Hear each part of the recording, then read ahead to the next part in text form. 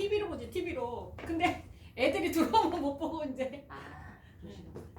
여기 의병 밑에 안중근 있어요. 네. 굉장히 시험에 잘 나와요. 예. 우리 8개 시험 문제 푸신다 그랬잖아요. 네. 요 네모 안에서 1개, 많이 나오면 2개 나오는데요. 네.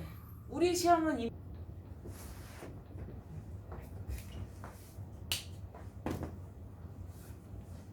거기 시험에 자주 나와요. 예. 그러니까 이토 히로부미를 하얼빈 역에서 저격한 사람, 저격한 인물로 나와요. 문제가. 그러니까 보통 다음이 설명하는 인물은 해놓고 기출문제 안에서 네모 안에 제가 방금 말씀드린 하얼빈 역에서 이토 히로부미를 저격하였다 아니면 처단하였다 이런 표현을 쓰면서 예. 이것과 관련 있는 인물은 누굽니까? 이 네. 문제를 내는데요.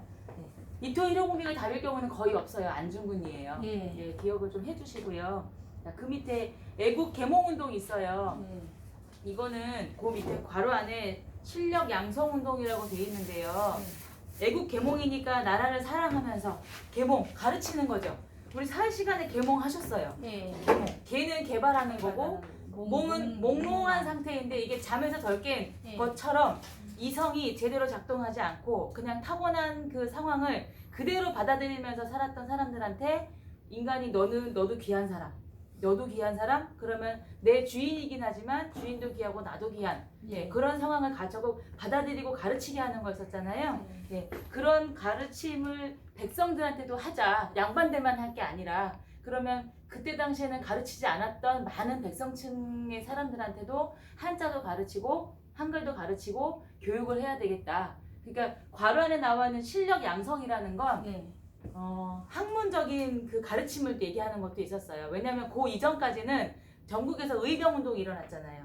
그럼 결국에는 호미, 낫 같은 농기구를 들고 나와서 막 몸으로 싸우는 거예요. 그런데 일본하고 우리나라 당시의 그 군사력은 그 호미, 낫 갖고 싸울 수 있는 정도의 수준이 아니었기 때문에 그러면 몸으로 하는 거 외에도 공부를 통해서 실력을 키우자 하는 운동을 벌였던 게 거기 나오는 애국 계몽 운동이에요. 자, 그 밑에 있는 게 보안회인데요. 요거는 고등학교 시험에서는 좀 나오는데 우리 시험은 잘 안 나와요. 보안회가 했던 일이 황무지 개간을 반대하는 거예요. 황무지면은 농사를 짓기 어려운 땅이잖아요. 돌도 있고 흙 토질도 좋지 않은 그런 것들을 개간을 하는데 이 개간을 그럼 왜 반대했을까요? 개간을 해서 농사를 많이 지으면 먹을거리도 많이 생기고 좋을 텐데 보안회는 이거를 반대했대요. 왜 반대했을까요? 우리가 잘 살아지는 거 싫어. 결국은 농사를 잘 짓게 되면 이게 조선 사람을 배불리 먹이는 것이 아니라 일본이 다 빼앗아 갈 거를 생각을 했기 때문에 그럴 바에는 개간이고 뭐고 그냥 안 하는 거를 선택을 했었던 거죠. 그게 보안회가 했던 일 중에 대표적인 거예요. 그 다음에 신민회는 진한 글씨로 돼 있죠. 요거는 좀 기억해 두셔야 돼요. 안창호 많이 들어보셨죠? 위인전에도 항상 등장하는 인물이잖아요. 그 안창호 선생하고 이승우 선생을 비롯한 사람들이 조금 전에 애국계몽운동 하셨잖아요. 그러니까 몸으로 싸우는 거 말고 가르치자예요. 많이 안 가르쳤으니까요. 그래서 학교를 이때 많이 지었는데 그 중에 가장 유명했던 학교가 평양에 있는 대성학교였었어요. 그 다음에 오산학교. 그러니까 우리가 알고 있는 학교 이름들 중에 되게 오래된 학교들이 있죠. 전통을 자랑하는 학교들 있잖아요. 뭐 이화, 배제, 저기 목동에 있는 진명, 그다음에 뭐 배명, 양정 이런 학교들이 요 즈음부터 해서 쭉 지어진 학교들이에요. 대학도 물론 마찬가지고요. 그래서 학교를 많이 세워서 백성들을 가르치자 했던 그 운동을 했던 모임이 신민회이고요. 자, 그 밑에 장지원 선생이 거기 지금 시일야 방성대곡이라고 돼 있잖아요. 요거는 을사조약에 대해서 억울함, 그 다음에 나라를 빼앗긴 것에 대한 서름, 요거를 글로 써서 나타낸 것인데요. 시일이니까 오늘, 야 밤에 방성이래요. 소리를 막 내고 대곡, 통곡하는 거예요. 크게 울었다. 나라를 빼앗긴 서름이 이렇다라는 거를 글로 쫙 썼어요. 근데 요거는 거기 나와 있지 않은데요. 황성신문에 실렸어요.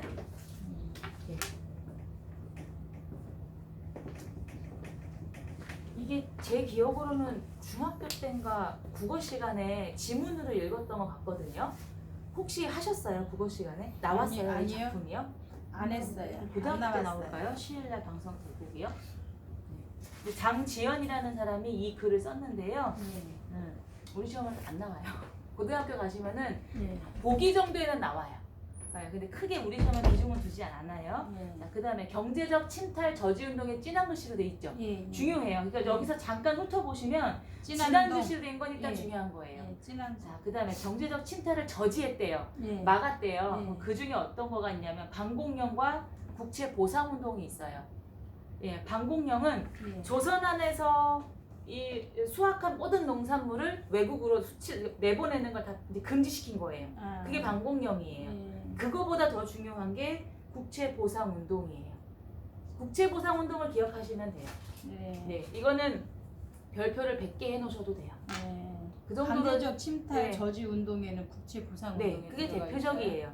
국채 보상 운동은 뭐 나라에 땅 국채니까 빌려달라는 거? 나라의 빚이에요. 아. 나라의 빚을 보상, 국민들이 갚겠다 이거예요. 이게 참 시작된 아, 그럼 계기가 이거 우리나라의 빚을 우리 국민들이 네, 갚겠다? 우리나라의 빚을 우리 국민이 갚겠다. 근데 아. 말뜻은 그런데요. 네. 이게 이 운동이 시작하게 된 계기가 뭐였냐면 이제 의병 운동도 일어나고 안중근 의사가 막 뭐 저격도 하고 군데 여기서 막 이제 운동들이 많이 일어나고 학교도 세워서 백성들을 가르치겠다고 이제 하니까 일본 정부에서 그러면 우리가 너네를 그냥 무조건 식민지배하기 위해서 들어온 건 아니다.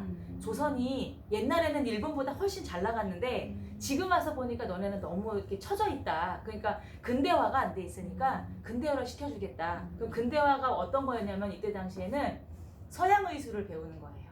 근데 그때 당시에 조선은 보통은 다 한의학이었었잖아요. 침 놓는 게 다예요. 그러니까 맹장 때문에도 사람이 죽는 거고 출산하다가도 그 자궁을 차라리 이제 열어서 그 제왕절개를 하면 되는데 그런 기술이 없고 인식 또한 몸에 칼 대는 건 절대 안 되잖아요.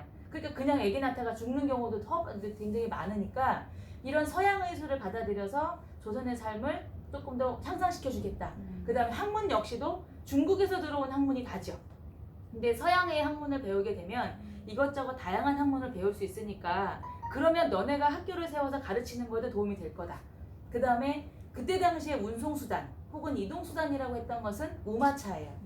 그냥 말도 귀하니까 보통 사람은 감히 탈 수도 없고요. 그냥 소가 끌고 다니는 달구지 정도에다 물건 실어 나르는 게 다였잖아요. 근데 이미 일본은 그 도심 사이사이에 도로도 있었지만 그 철길도 깔려 있었어요. 그러니까 보통 전차라고 부르는 거 있잖아요. 그게 다녔는데 조선은 그게 없었단 말이에요. 그래서 이런 것들을 교통수단도 새로 만들어주겠다.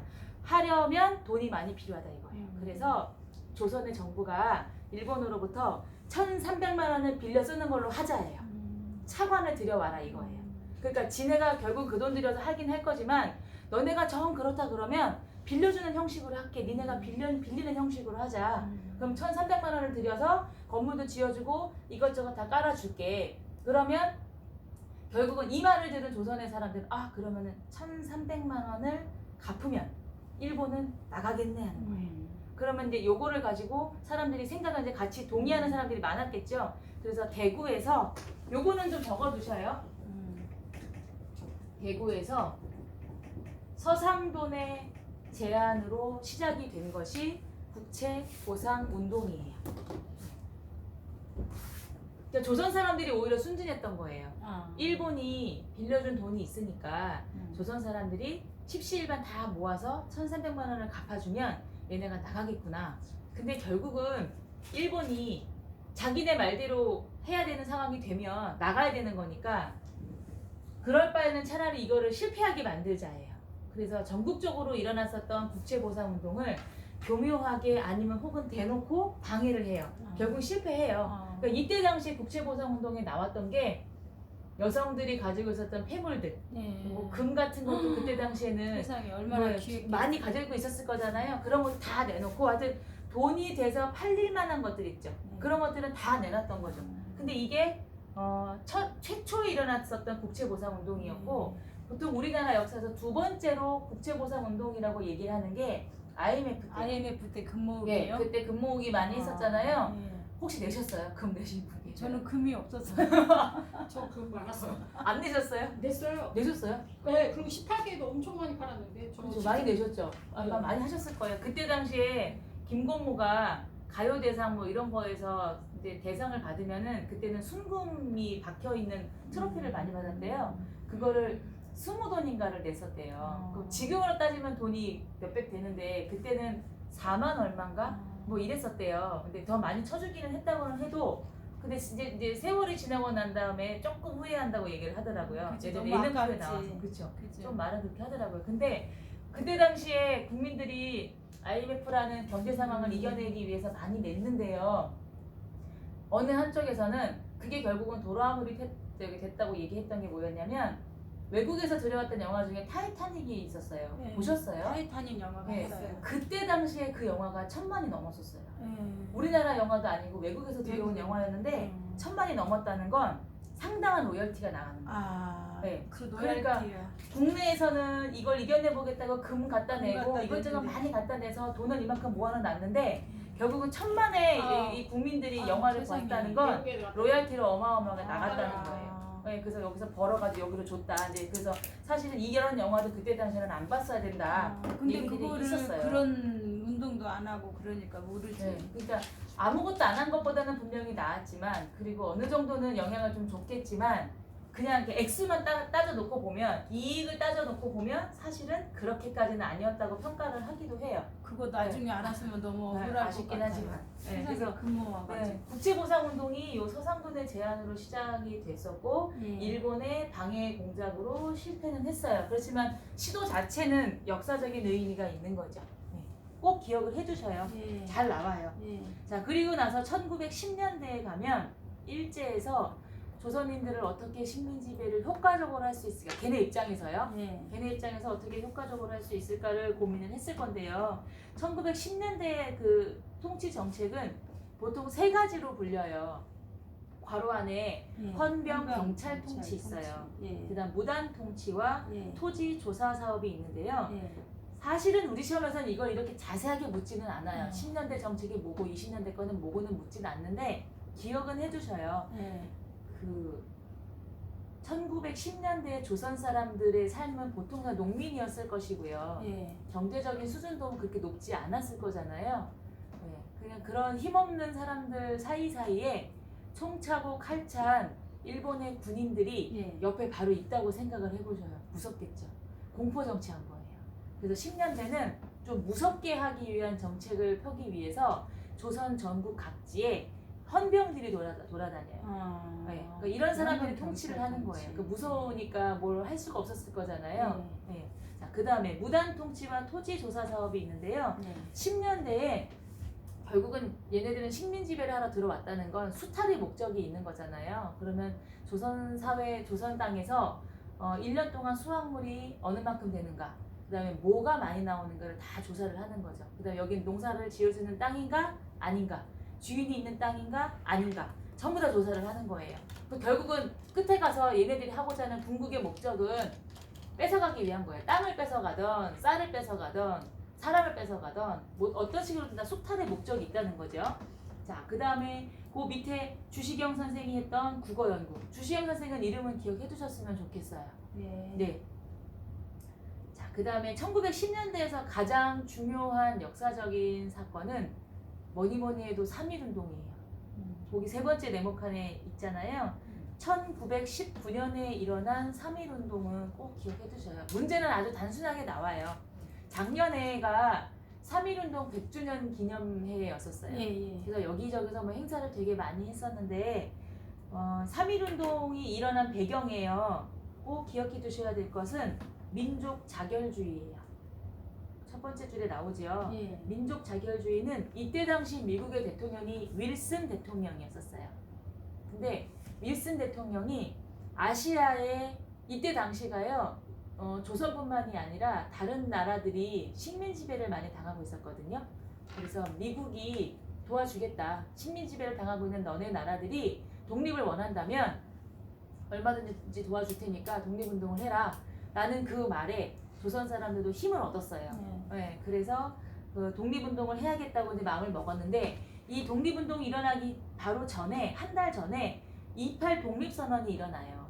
네, 이 28 독립선언은 일본 도쿄에서 했거든요. 일본 본토 안에 들어가서 독립선언을 했어요. 그럼 목숨 걸고 들어간 거잖아요. 그래서 여기에 자극을 받은 조선의 사람들이 3.1운동을 여기서 일으켜야 되겠다고 하게 되는 자극을 받는 계기가 되는 거죠. 자, 그리고 나서 3.1운동은 그 결과도 상당히 중요한데요. 거기 첫 번째 나오는 게 임시정부 수립이죠. 예. 네. 임시정부를 상하이를 비롯한 곳곳에 세웠었어요. 근데 대표적으로 우리가 알고 있는 건 상하이잖아요. 예. 자, 그 다음에 4번이 지난 글씨로 돼 있죠. 예. 통치 정책이 변화해요. 그럼 이건 어떤 걸 얘기하냐면 조금 전에 왼쪽에서 보셨던 10년대의 정책이 있었잖아요. 예. 헌병 경찰 통치, 예. 무단 통치, 토지 조사 사업이 3.1운동을 계기로 해서 일본이 마음을 바꿔먹어요. 이렇게 무조건 힘으로만 누른다고 해서 조선 사람들이 통치가 되는 건 아니구나. 그러면 이렇게 무섭게 공포스럽게 하는 것이 아니고 살살 달래가면서 해야만 얘네들이 말을 들어먹겠구나라고 생각을 했다는 거죠. 그래서 3.1운동을 계기로 1920년대를 가면 헌병에서 보통경찰 통치로 바뀌어요. 예. 그 다음에 무단 통치에서 문화 통치로 바뀌어요. 예. 그리고 토지 조사 사업에서 산미 증식 계획으로 바뀌어요. 이렇게 바뀌게 되는 그 원인이 3.1운동이라는 거죠. 예.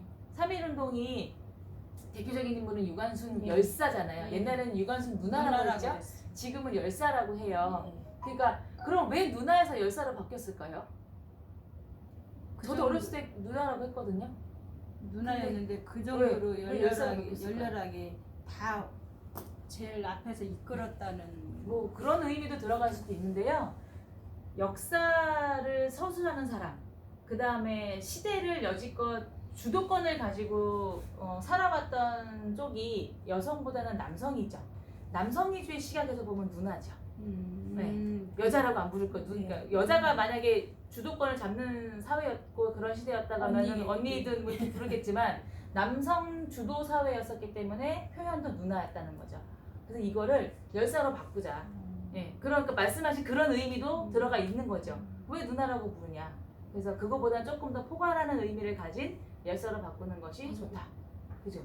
저 시대 그 연대 학생 그 고문당에서 네. 그 사람도 그쪽도 열사라고. 다 근데 그 시절부터는 보통 열사라는 표현을 많이 했죠. 네. 자, 그래서 유관순 열사가 가장 유명한 3.1운동이기는 하지만 이때 당시에 우리는 비폭력이에요. 폭력을 쓰지 않았다는 거죠.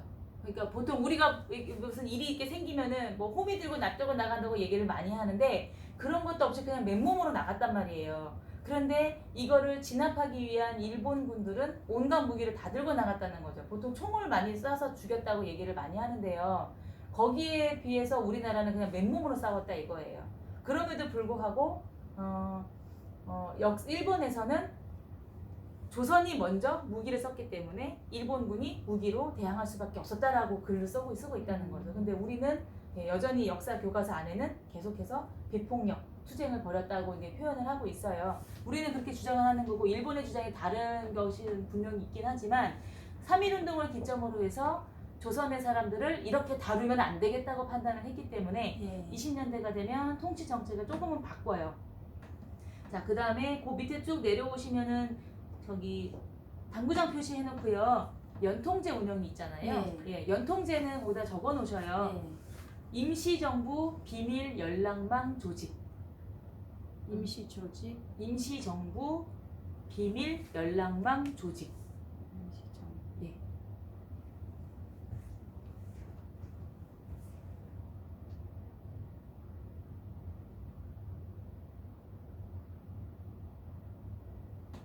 좀 길죠. 임시정부는 비밀 연락망 조직. 네, 보통 이것도 줄여요. 임정이라고도 표현을 해요. 임정 때 이렇게 나오면 임시정부 요걸 줄여서 얘기를 하는 거거든요. 네.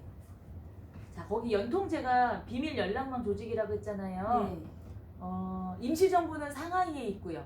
독립운동은 조선에서 해야 되죠. 거리차가 있잖아요.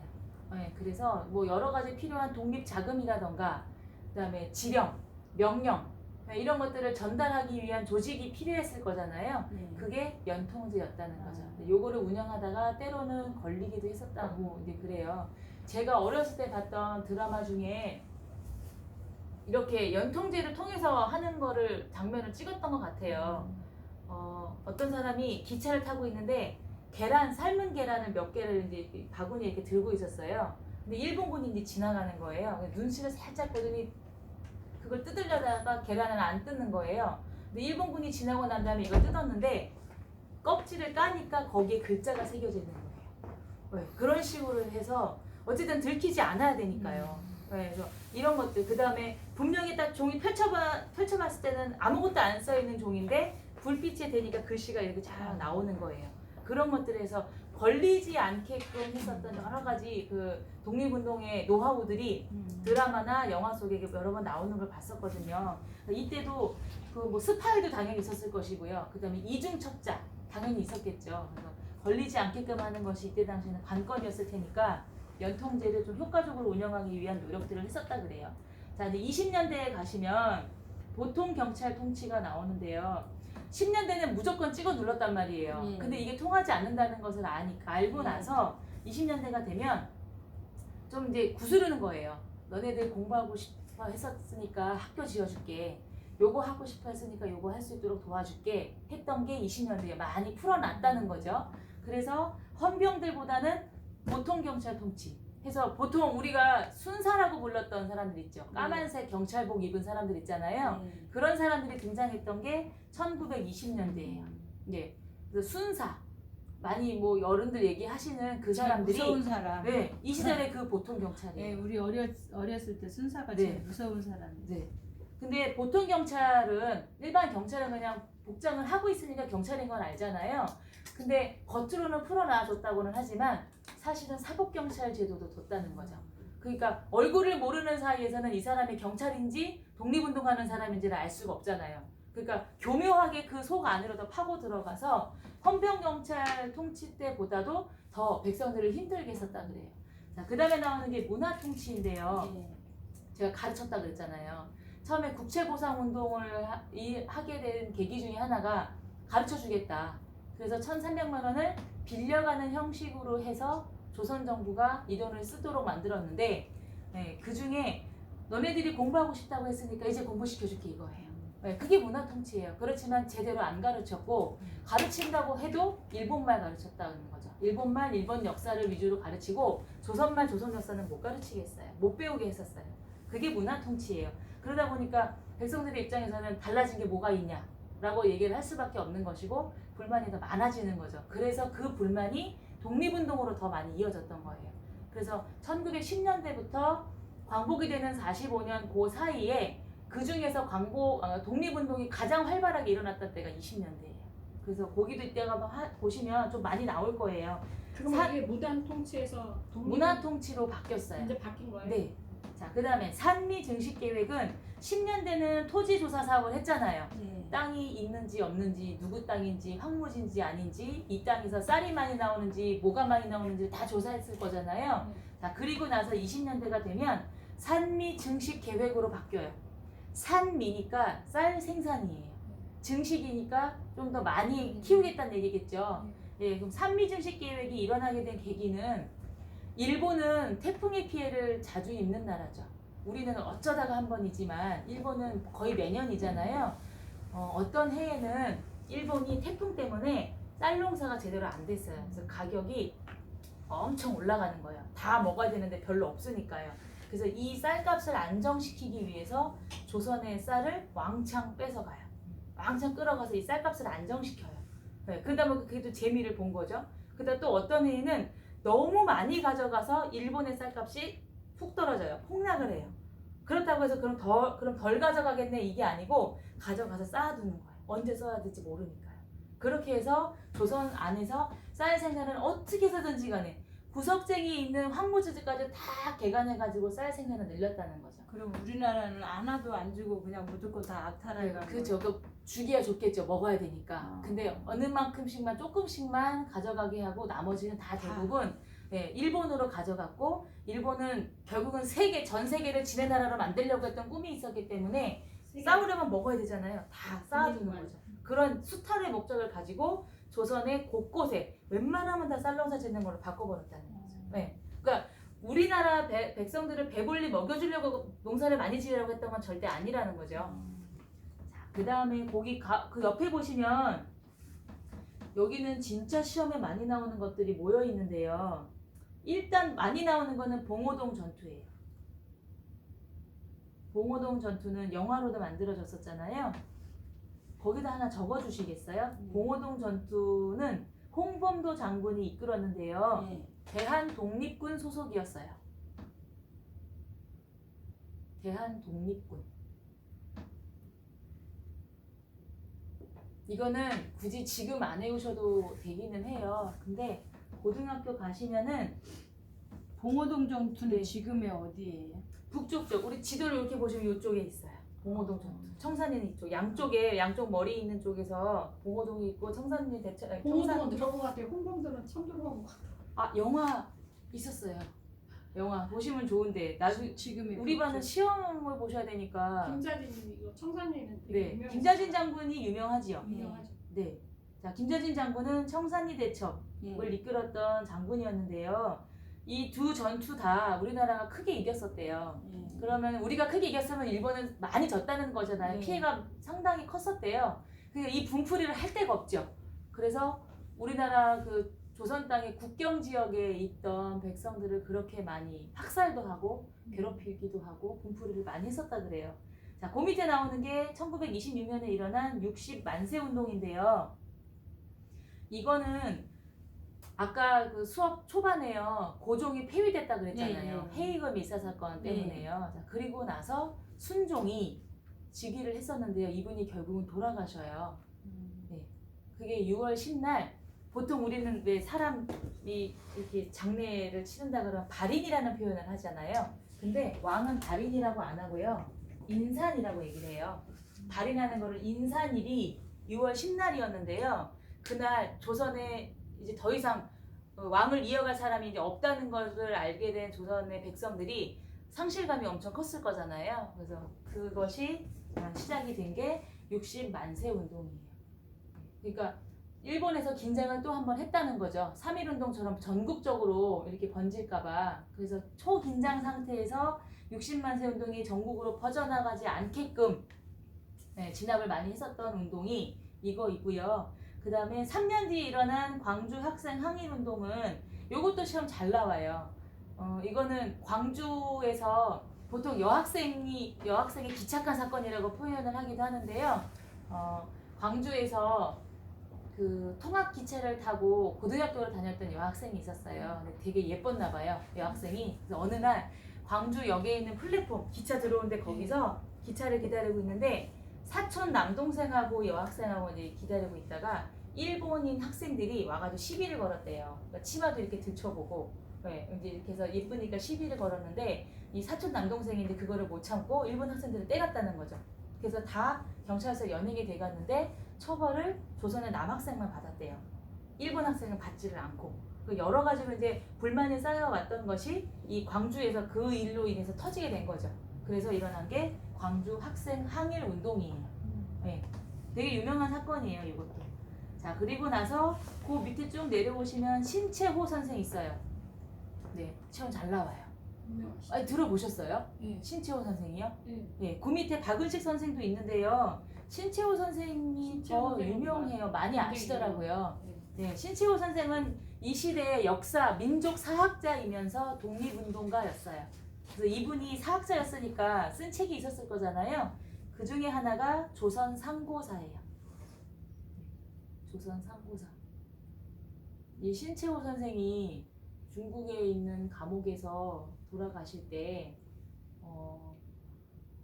고문도 많이 받고 식사도 제대로 못 하시고 했으니까 이제 뼈만 양상하게 남은 상태에서 이제 돌아가실 날만 이제 기다리고 있는 그때쯤에 이 독립운동가이면서 사학자인 이분이 감옥에서 돌아가시게 되면 조선 사람들이 또 다시 동요를 할 것이 걱정이 돼서 주변에 아는 사람들은 이제 수소문해가지고 구슬러서 독립운동을 다시는 안 하겠다라는 것에 도장을 찍으면 내보내주겠다라고 얘기를 했었대요. 회유를 했었대요.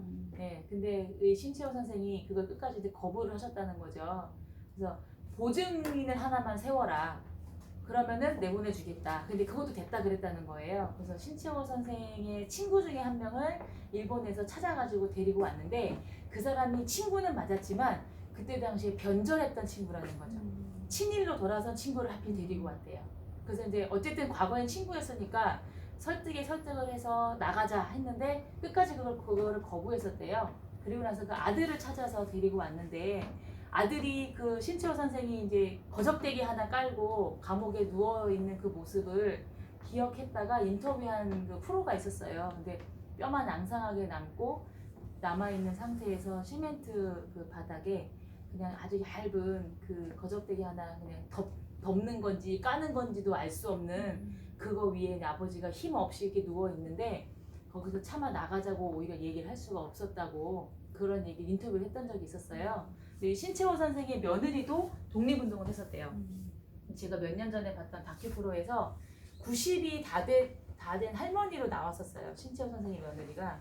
근데 자기 시아버지잖아요. 사적으로는. 근데 인터뷰를 하는데 시아버지라는 표현을 하지 않고 신채호 선생은 호칭을 그렇게 해서 얘기를 하더라고요. 근데 그 며느리도 독립운동을 하다가 이제 다 같이 붙잡혀 갔을 거잖아요. 근데 유독 더 많이 맞고 유독 더 많이 고문을 심하게 당했대요. 그 이유는 신채호 선생의 며느리라는 거. 그것 때문에. 그런데도 그 이제 왜 뭐 연락책을 불어라 등등의 여러 가지 것들 진술을 해야 되는 상황 속에서 고문을 많이 받았음에도 불구하고 내가 신채호 선생의 며느리라는 거 그것 때문에 얘기를 할 수가 없었다. 그런 인터뷰를 한번 했었거든요.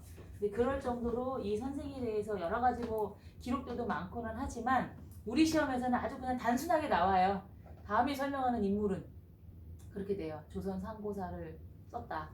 그럼 보기 안에 신채호 선생을 골라서 답을 체크를 하시면 돼요. 근데 요거는 고등학교 가셔도 마찬가지예요. 자, 그 밑에 박은식 선생도 마찬가지예요. 이 선생은 민족의 혼을 강조했어요.